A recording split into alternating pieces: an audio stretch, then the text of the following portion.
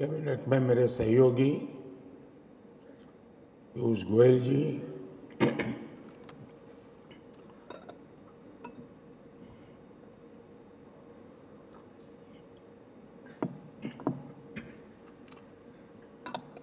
दर्शना त्रिदोष जी,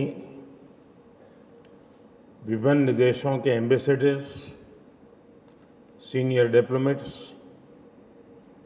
central और state governments के officers, fashion और टेक्सटाइल वर्ल्ड से जुड़े सभी साथी, युवा एंटरप्रेन्योर्स, स्टूडेंट्स, हमारे बुनकर और हमारे कारीगर साथी, देवी और सज्जनों, आप सभी का भारत मंडपम में हो रहे भारत टैक्स में अभिनंदन।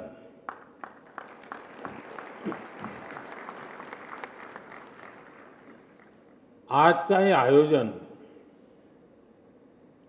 अपने आप में बहुत खास है। खास इसलिए क्योंकि ये एक साथ भारत के सबसे बड़े 2 एग्जीबिशन सेंटर्स, भारत मंडपम और यशोभूमि, एक साथ दोनों में हो रहा है।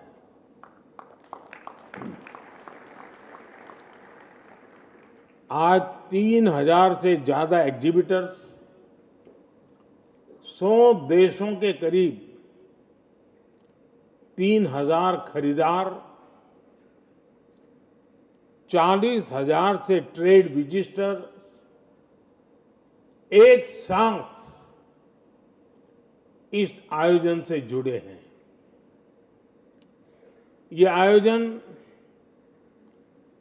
टेक्सटाइल इकोसिस्टम के सभी साथियों और पूरी वैल्यू चेन के लिए उन लोगों को एक साथ मिलने का प्लेटफॉर्म दे रहा है। साथियों, आज का ये आयोजन सिर्फ एक टेक्सटाइल एक्सपो भर नहीं है। इस आयोजन के एक सूत्र से कई चीजें जुड़ी हुई है। भारत टैक्स का ये सूत्र भारत के गौरवशाली इतिहास को आज की प्रतिभा से जोड़ रहा है। भारत टैक्स का ये सूत्र टेक्नोलॉजी को ट्रेडिशंस के संग पिरो रहा है। भारत टैक्स का ये सूत्र स्टाइल, सस्टेनेबिलिटी, स्केल और स्किल के साथ इन सबको एक साथ लाने का सूत्र है। जिस तरह एक लूम कई धागों को एक साथ जोड़ता है, उसी तरह ये आयोजन भारत और विश्व के धागों को भी एक साथ जोड़ रहा है।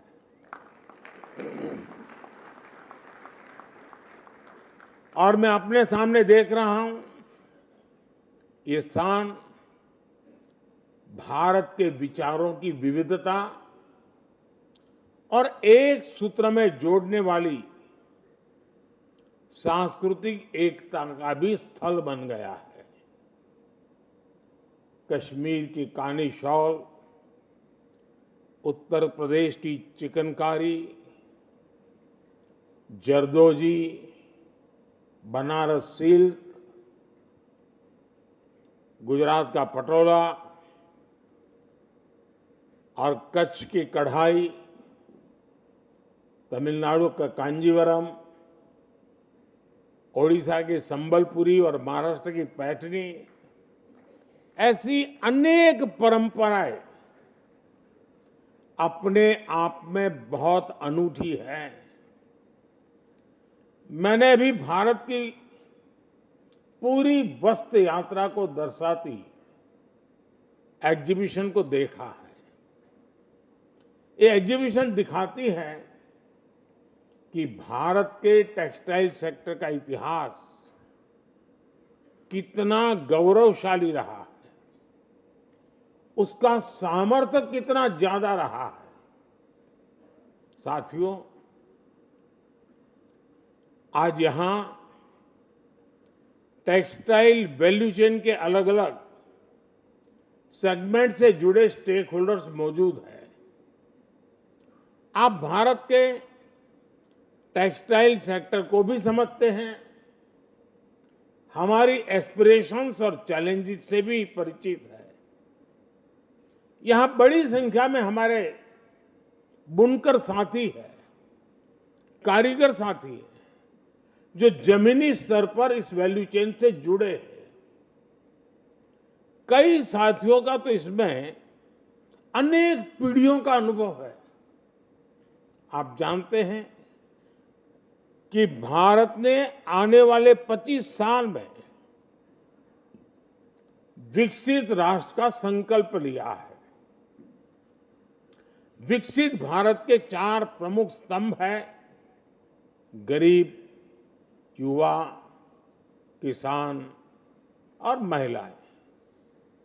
और भारत का टेक्सटाइल सेक्टर इन चारों यानी गरीब, युवा, किसान और महिलाएं सभी से जुड़ा हुआ है। इसलिए भारत टैक्स ऐसे इस आयोजन का महत्व बहुत बढ़ जाता है। साथियों, विकसित भारत के निर्माण में टेक्सटाइल सेक्टर का योगदान और बढ़ाने के लिए हम बहुत विस्तृत दायरे में काम कर रहे हैं। हम ट्रेडिशन, टेक्नोलॉजी, टैलेंट और ट्रेनिंग पर फोकस कर रहे हैं। हमारी जो पारंपरिक विधाएं हैं, इनको आज के फैशन की डिमांड के हिसाब से कैसे अपडेट किया जाए, डिजाइन को कैसे नयापन दिया जाए, इस पर बल दिया जा रहा है। हम टेक्सटाइल वैल्यू चेन के सभी एलिमेंट्स को 5 एप के सूत्र से एक दूसरे से जोड़ रहे हैं। और मुझे लगता है शायद जब तक आपका ये कार्यक्रम चलेगा 50 लोग होंगे जो आपको बार बार 5 एप सुनाते रहेंगे, इसलिए भी आपको कंठस्थ हो जाएगा। और वहां जाएंगे एग्जीबिशन में तो वहां भी बार बार 5 एप आपके सामने आएगा। ये 5 एप की यात्रा फार्म, फाइबर, फैक्ट्री, फैशन और फॉरेन, एक प्रकार से पूरा दृश्य हमारे सामने है। 5 एप के इसी सिद्धांत को ध्यान में रखते हुए हम किसान, बुनकरों, एमएसएमई, एक्सपोर्ट सभी को प्रोत्साहित कर रहे हैं। एमएसएमई को आगे बढ़ाने के लिए हमने कई अहम कदम उठाए हैं। हमने इन्वेस्टमेंट और टर्नओवर के लिहाज से एमएसएमई की परिभाषा में भी संशोधन किया है। इससे उद्योगों का स्केल और साइज बड़ा होने के बाद भी उन्हें सरकार की योजनाओं का लाभ मिल सकेगा। हमने कारीगरों और बाजार के बीच की दूरी कम की है।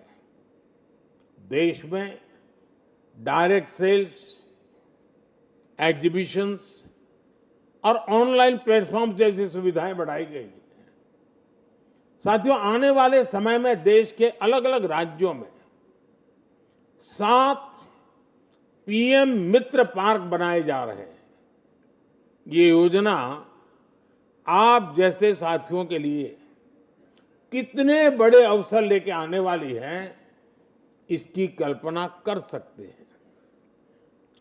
कोशिश यही है कि वैल्यू चेन से जुड़ा पूरा इकोसिस्टम एक ही जगह पे तैयार हो, जहां एक मॉडर्न, इंटीग्रेटेड और वर्ल्ड क्लास इंफ्रास्ट्रक्चर को प्लग एंड प्ले फैसिलिटीज के साथ आपको उपलब्ध कराया जाए। इससे ना सिर्फ स्केल ऑफ ऑपरेशन बढ़ेंगे, बल्कि लॉजिस्टिक उसका कॉस्ट भी कम हो जाएगा। साथियों, आप जानते हैं कि टेक्सटाइल और अपैरल सेक्टर देश में बड़ी संख्या में रोजगार देता है। इसमें फार्म से लेकर एमएसएमईज और एक्सपोर्ट तक अनेक रोजगार बनते हैं।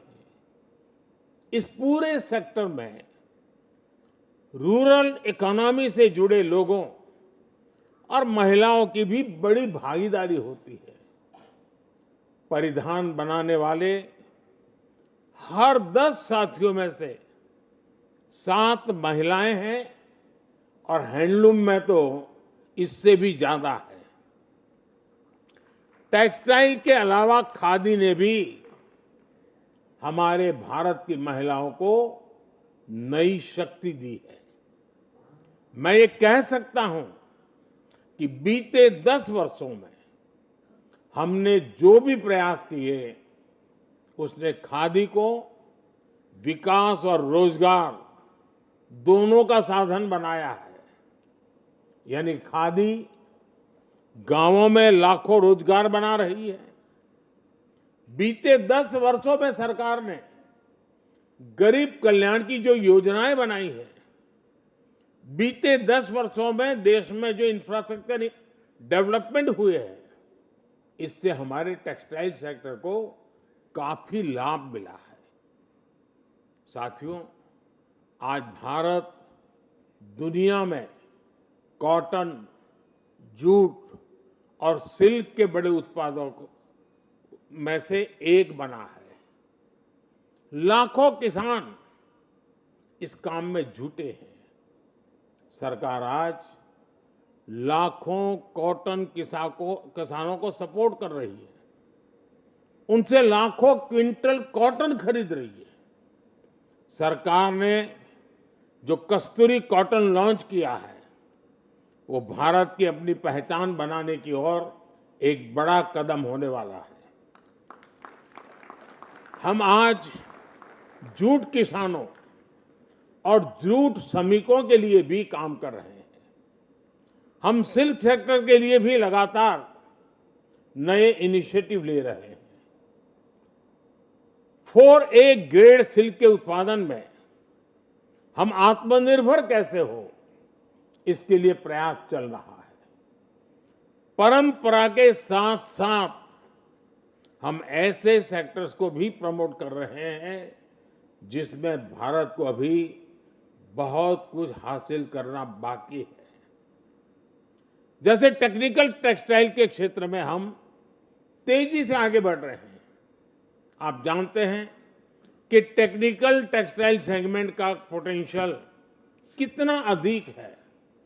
इसलिए अपनी कैपेसिटी बढ़ाने के लिए हमने नेशनल टेक्निकल टेक्सटाइल मिशन को लॉन्च किया है। हम चाहते हैं कि इसके लिए मशीनरी और उपकरण का विकास भी भारत में हो। इसके लिए जरूरी गाइडलाइंस भी जारी की गई है। टेक्निकल टेक्सटाइल में स्टार्टअप्स के लिए बहुत स्कोप है। इसके लिए भी गाइडलाइन बनाई गई है। साथियों, आज की दुनिया में जहां एक तरफ टेक्नोलॉजी और मैकेनाइजेशन है, तो दूसरी तरफ यूनिकनेस और ऑथेंटिसिटी की डिमांड भी है। और दोनों के साथ रहने के लिए पर्याप्त जगह भी है।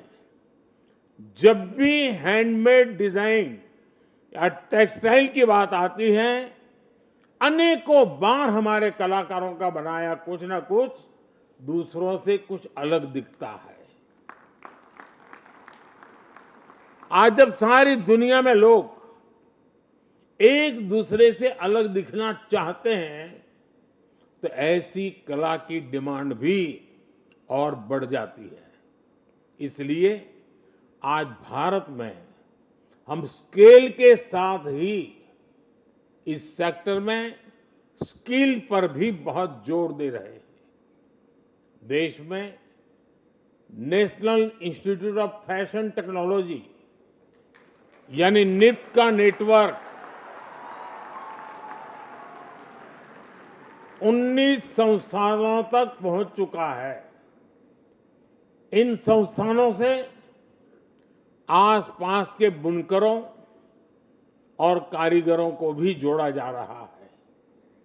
उनके लिए समय समय पर विशेष प्रोग्राम रखे जा रहे हैं ताकि उन्हें नए ट्रेंड, नई टेक्नोलॉजी की जानकारी मिल सके। स्किल डेवलपमेंट और कैपेसिटी बिल्डिंग के लिए हम समर्थ योजना चला रहे हैं। इसके तहत 2.5 लाख से अधिक व्यक्तियों को ट्रेनिंग दी जा चुकी है। इनमें से अधिकतर महिलाएं हैं और इनमें से 2.25 लाख से ज्यादा साथी इंडस्ट्री में प्लेस भी हो चुके हैं। साथियों, बीते दशक में हमने एक और नया आयाम जोड़ा है। ये आयाम है वोकल फॉर लोकल का। आज पूरे देश में वोकल फॉर लोकल और लोकल टू ग्लोबल का जन आंदोलन चल रहा है। आप सब तो अच्छी तरह जानते हैं कि छोटे छोटे बुनकरों, छोटे छोटे कारीगरों, लघु और कुटीर उद्योगों के पास राष्ट्रीय स्तर पर एडवर्टाइजमेंट के लिए, मार्केटिंग के लिए बजट नहीं होता है और हो भी नहीं सकता है। इसलिए इनका प्रचारक आप करें या न करें, मोदी कर रहा है।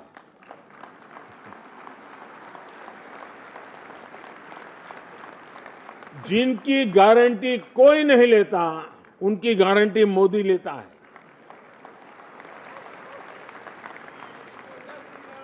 हमारे इन साथियों के लिए भी सरकार देश भर में एग्जीबिशन से जुड़ी व्यवस्थाएं बना रही है। साथियों, एक स्थिर और दूरगामी नीतियां बनाने वाली सरकार का सकारात्मक प्रभाव इस सेक्टर की ग्रोथ पर साफ देखा जा सकता है। 2014 में भारत के टेक्सटाइल मार्केट का वैल्यूएशन 7 लाख करोड़ रुपए से भी कम था। आज ये 12 लाख करोड़ रुपए को भी पार कर गया है। पिछले 10 साल में Bharat yarn production, fabric production और एपरल प्रोडक्शन तीनों में ही 25% की बढ़ोतरी हुई है।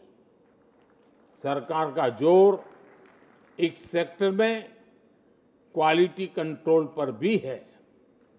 2014 से के बाद से ऐसो 380 के करीब BIS स्टैंडर्ड्स बनाए गए हैं जो टेक्सटाइल सेक्टर की गुणवत्ता को सुधारने में मदद कर रहे हैं। सरकार के ऐसे प्रयासों की वजह से ही इस सेक्टर में विदेशी निवेश भी लगातार बढ़ रहा है। 2014 के पहले के 10 वर्ष में जितना FDI आया था, उससे लगभग 2 गुना FDI इस सेक्टर में हमारी सरकार के 10 साल में आया है। साथियों, भारत के टेक्सटाइल सेक्टर की ताकत को हमने देखा है और इससे मुझे बहुत अपेक्षाएं हैं। आप सभी क्या कुछ कर सकते हैं, ये हमने कोविड के दौरान अनुभव किया है। जब देश और दुनिया PPE किट्स और मास्क की भारी कमी से जूझ रही थी, तो भारत का टेक्सटाइल सेक्टर आगे आया। सरकार और टेक्सटाइल सेक्टर ने मिलकर पूरी सप्लाई चेन को एकजुट कर दिया। रिकॉर्ड समय में देश ही नहीं बल्कि दुनिया तक पर्याप्त मास्क और किट पहुंचाए। मुझे विश्वास है कि हम भारत को ग्लोबल एक्सपोर्ट हब बनाने के अपने लक्ष्य को जल्द से जल्द हासिल कर सकते हैं। आपको जो भी सहयोग चाहिए, सरकार आपकी पूरी मदद करेगी। इसमें तो ताली बजनी चाहिए ना भाई।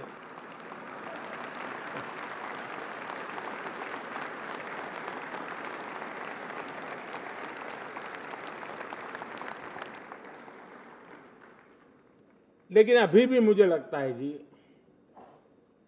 आपके जो भी एसोसिएशन हैं वो भी बिखरे हुए हैं। उनको भी एक पूरी तरह एक जोड़ करके कैसे बनाया जा सके। वरना क्या होता है, एक सेक्टर का लोग आता है, वो अपनी मुसीबतें बता करके रो करके सरकार के गुल लेके भाग जाता है। फिर दूसरा आता है, वो उससे बिल्कुल कॉन्ट्राडिक्टरी होता है, वो कहता है ये चाहिए। तो इतने कॉन्फ्लिक्ट वाली चीजें आप लोगों की तरफ से आती है, तो एक को मदद करती है तो दूसरे को घाटे में डाल देती है। अगर आप सब मिलकर के कुछ चीजें लेकर के आते हैं तो चीजों को कॉम्प्रिहेंसिव वे में आगे बढ़ाया जा सकता है। और मैं चाहता हूं कि आपने इस पर सोचना चाहिए। दूसरा, दुनिया में जो बदलाव आ रहे हैं, हम उन बदलावों में सदियों से आगे हैं। जैसे पूरा विश्व holistic health care, holistic lifestyle, वो खाने में भी बैक टू बेसिक पर जा रहा है, वो रहन सहन में बैक टू बेसिक पर जा रहा है, और इसलिए वो कपड़ों में भी बैक टू बेसिक की तरफ जा रहा है। वो 50 बार सोचता है कि मैं जो कपड़े पहनूंगा उस पर किस केमिकल वाला कलर है, उसको टेंशन दे देता है। वो चाहता है क्या नेचुरल कलर का बना हुआ कपड़ा मिल सकता है क्या। उसको लगता है नेचुरल कलर में बनाया गया कपास और उसमें से बना हुआ धागा, कोई भी प्रकार का कलर न लगाए हुए मुझे मिल सकता है क्या। यानी दुनिया बहुत अलग मार्केट है, अलग मांग है। हम क्या करते हैं कि भारत स्वयं में इतना बड़ा मार्केट है, भले ही लोग कपड़ों की साइज छोटी मोटी करते रहते हो, लेकिन फिर भी मार्केट तो बड़ा है ही है, 2-3 इंच कम हो जाएगा।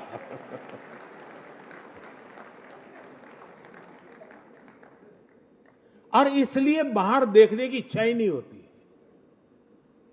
ये साइकी जो है ना, भारत में इतना बड़ा मार्केट है, मुझे क्या जरूरत है, मेहरबानी करके आज के इस एग्जीबिशन के बाद उससे बाहर निकलिए। क्या आप में से किसी ने स्टडी किया है अफ्रीकन मार्केट में किस प्रकार का कपड़ा चाहिए, किस प्रकार का कलर कॉम्बिनेशन चाहिए, किस प्रकार का साइज चाहिए? हम नहीं करते। वहां से किसी ने मंगवाया, ऑर्डर दे दिया, कर दिया, अलग बात है। मुझे याद है अफ्रीका के लोगों को जो कपड़े पहनते हैं तो थोड़ी चौड़ाई कपड़े की ज़्यादा चाहिए। हमारे यहाँ जो चौड़ाई होती है वो हमारे लोगों के साइज पे होती है, तो हमारा तो कुर्ता बन जाएगा, लेकिन उनका नहीं बनता है। तो हमारे सुरेंद्रनगर के एक व्यक्ति ने उस पर कोशिश की और उसने, वो हाथ से बनाता था, कपड़ा बुनकर था, उसने अपना साइज बड़ा किया और बड़ी बीथ वाली उसने कपड़ा बनाना शुरू किया और उस पर पेंटिंग भी उन लोगों को जैसे रंग भांति भांति के कलर चाहिए थे उसने किया। आपको हैरान होगा, अफ्रीका के मार्केट में उसका कपड़ा बहुत पसंद, क्योंकि बीच में सिलाई की जरूरत नहीं थी, एक जगह पर सिर्फ सिलाई कर दी, उसके कपड़े बन जाते थे। अब ये थोड़ी रिसर्च करें। मैं अभी एक एग्जीबिशन देख रहा था, मैंने कहा दुनिया में, पूरे यूरोप में जिप्सी समाज बिखरा हुआ है। आप अगर जिप्सी के लोग जो कपड़े पहनते हैं उसको बारीकी से देखेंगे तो हमारे यहाँ नेचुरल कोर्स में जो पहाड़ों में पहने जाने वाले कपड़े हैं या हमारे यहाँ राजस्थान के, गुजरात के सीमावर्ती इलाकों में करीब करीब उससे मिलते जुलते हैं। उनकी कलर की चॉइस भी वैसे ही है। क्या कभी किसी ने कोशिश करके जिप्सी लोगों की रिक्वायरमेंट के अनुसार कपड़े बना करके बहुत बड़े मार्केट को कैप्चर करने के लिए सोचा है क्या? ये मैं बिना रॉयल्टी एडवाइस दे रहा हूं।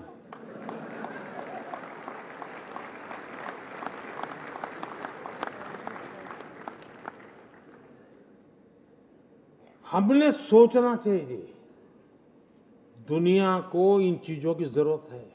क्या हमारे यहां, अब मैंने देखा कि इसमें केमिकल वाले नहीं है इस पूरे एग्जीबिशन में। मुझे बताइए कोई भी कपड़ा केमिकल वालों की मदद के बिना बाजार में काम आएगा क्या? लेकिन आपकी सप्लाई चेन में केमिकल वाला नहीं है। अच्छा होता वो भी होता। और कंपटीशन हो कि नेचुरल कलर कौन प्रोवाइड करता है, वेजिटेबल से बने हुए कलर कौन प्रोवाइड करता है, और हम दुनिया को उसका मार्केट कर। हमारी खादी में दुनिया में जाने की ताकत पड़ी है जी।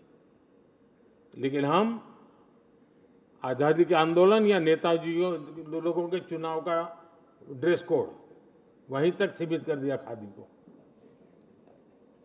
मुझे याद है 2003 में मैंने एक बहुत बड़ा पराक्रम किया था। पराक्रम में कह रहा हूं कि मैं जिस लोगों के बीच में रहा हूं और जिस बैकग्राउंड में जिया हूं, इसको पराक्रम ही कहा जाए। 2003 में पोरबंदर में 2 अक्टूबर को मैंने फैशन शो किया। अब हमारे देश में आज भी कहीं फैशन शो करो तो 4-6 लोग तो झंडा लेकर के विरोध करने के लिए आ जाते हैं। 2003 में क्या हाल हो गया आप कल्पना कर सकते हैं। और मैंने गुजरात के इंस्टीट्यूट ऑफ NID के जो लड़के थे उनको थोड़ा समझाया। मैंने कहा मुझे 2 अक्टूबर को ये खादी जो नेताओं का कपड़ा है ना उसमें से बाहर निकालना है। ये सामान्य जनता के कपड़ों में मुझे बदलाव लाना है। थोड़ी मेहनत की और मैंने गांधीयन, विनोबा जी के साथ काम करने वाले सारे गांधीयन लोगों को बुलाया। मैंने कहा बैठो यहाँ देखो। और वैष्णव भजन तो तेने रे कहिए वो गीत चलता था, वो पर फैशन शो चलता था। और सारे यंग बच्चे आधुनिक खादी के वस्त्र पहन करके आए। तो मुझे बालजी, विनोबा जी के एक साथी थे बालजी, वो अब तो रहे नहीं रहे, वो मेरे साथ बैठे, बोले हमने तो कभी खादी का ये सोचा ही नहीं पहलू, यही सच्चा रास्ता है बोले। और आप देखिए नए नए प्रयोगों का परिणाम क्या है कि खादी आज कहां पहुंच गया है। ये अभी तक ग्लोबल तो बना नहीं है, अभी तो हमारे देश में गाड़ी चल रही है। ऐसे बहुत सी चीजें हैं साथियों जिस पर हमने सोचना चाहिए। दूसरा, क्या भारत जैसे देश में जो टेक्सटाइल के इतिहास में दुनिया में उसके फुटप्रिंट बहुत ताकतवर है। ढाका की मलमल की हम चर्चा करते थे जी, अंगूठी से पूरा थान निकल जाता था, ऐसा समझाते थे। अब क्या कथा ही सुनाते रहेंगे क्या हम टेक्सटाइल टेक्नोलॉजी से जुड़े हुए मशीन मैन्युफैक्चरिंग, उसके लिए रिसर्च, हमारे IIT के स्टूडेंट्स, हमारे इंजीनियरिंग के स्टूडेंट, इवन कभी अनुभवी लोग बहुत सी चीजें करते हैं। आपके सामने डायमंड इंडस्ट्री का उदाहरण है। डायमंड क्षेत्र के लोगों ने जो जो मशीन रिक्वायरमेंट थी उसकी सारी चीजें यहां डेवलप की है। और डायमंड इंडस्ट्री का काम, कटिंग एंड पॉलिशिंग के काम में भारत में बनी हुई मशीन काम में आने लगी है।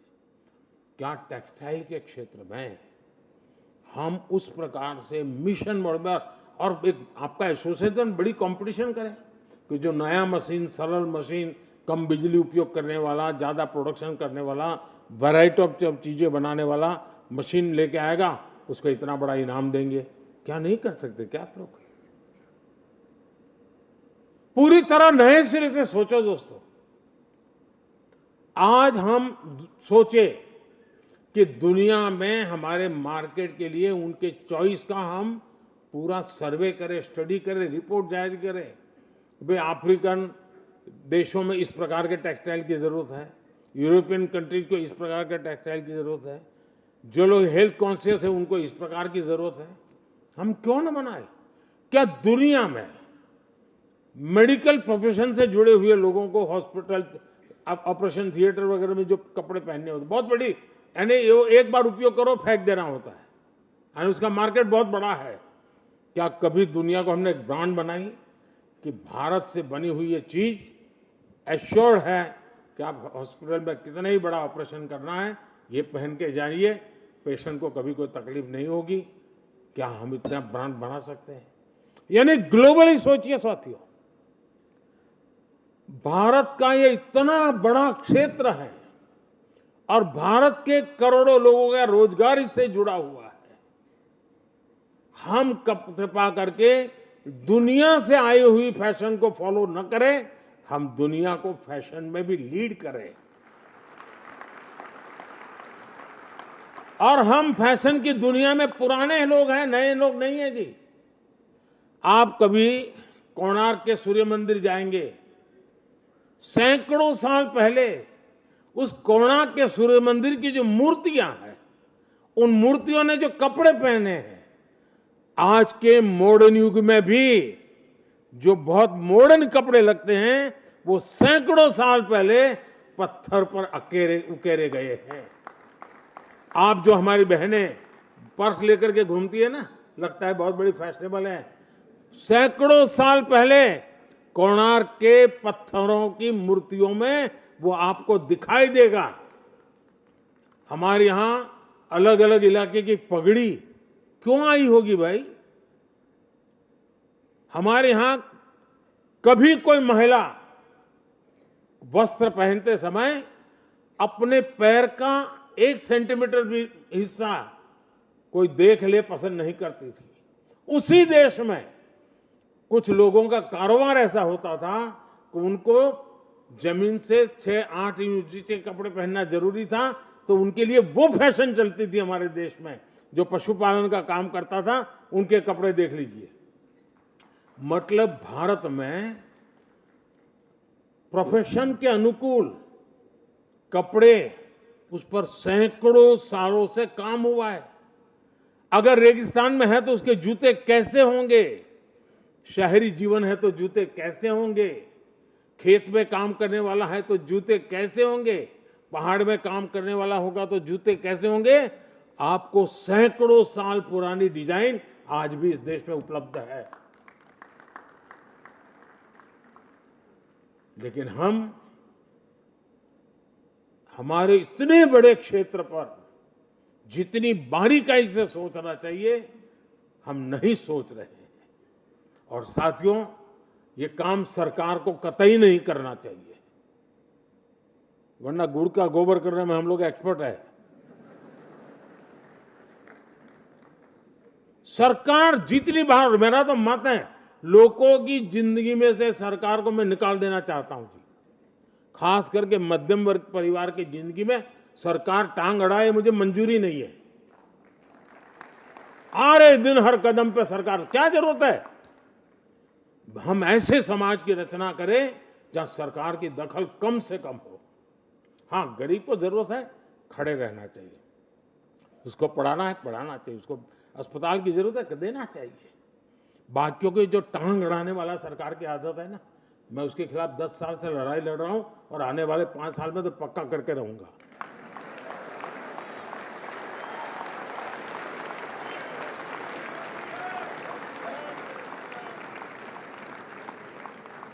मैं चुनाव की बात नहीं कर रहा हूं भाई।